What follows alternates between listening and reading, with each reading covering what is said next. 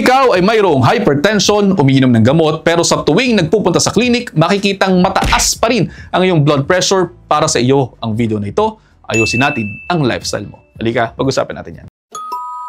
Seryosong bagay ang hypertension at hindi ito dapat baliwalain. Risk factor ito sa mga sakit na dahilan ng pagkamatay ng mga tao tulad ng ischemic heart disease pati na rin ng stroke. Ayaw natin yan. Kaya naman narito po ang mga paraan para ma-manage natin ang inyong mga blood pressure naturally. Marami kasi sa inyo nakagamot na pero baka ito ang mga bagay na nakalilimutan o hindi nyo lamang nagagawa. Isa-isahin natin. Una, magbawas ng timbang lalo na kung on the heavier side po kayo. Usually kasi, ang blood pressure natin ay po pwedeng tumataas habang tayo ay nagdadagdag ng timbang. Risk factor din po ang mataas na timbang ng tinatawag natin na sleep apnea na siya din po pwedeng nagpapataas ng blood pressure. Tingnan po ninyo ring maigi ang inyong mga waist circumferences. Kung mas malaki sa 40 inches sa lalaki at mas malaki sa 35 inches sa mga babae, po pwede pong at risk kayo sa pagtaas ng blood pressure, which leads us to tip number 2, mag-exercise regularly. Kapag kasi sinasabi natin pong regularly, ibig sabihin dapat meron kayong schedule na sinusunod. Also, ang regular aerobic exercise ay maaaring makatulong sa pagpapababa ng blood pressure by around 5 to 8 mm mercury. Ilang po pwede ninyong gawin ay ang simpleng paglalakad na kapag mas lumalakas na kayo, po pwede pong maging jogging yan. Tapos magiging running na yan o di naman kaya ay mag-shift din kayo to cycling and swimming. Po pwede rin po kayong magkaroon ng tinatawag na high intensity interval training o yung HIIT.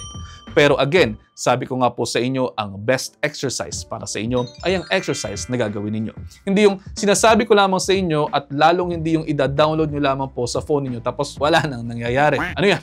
Facebook profile nyo mag-exercise? Pangatlo, healthy diet. At ang healthy diet at healthy computed diet na sinasabi natin ay yung mga mayaman sa whole grains, fruits, vegetables, low-fat dairy products, low saturated fats, low cholesterol. Itong pamamarang ito na basically ay galing din sa Mediterranean at DASH diet ay nakapagpapababa ng blood pressure by 7.5 to 11 mm mercury. Mayaman sa potassium ang dietary pattern na ito at ito ay nakatutulong sa pagbabawas ng effects ng table salt at sodium sa inyong mga blood pressure. Basahin ding maigi ang food labels at hanapin ang low-sodium versions ng mga pagkain.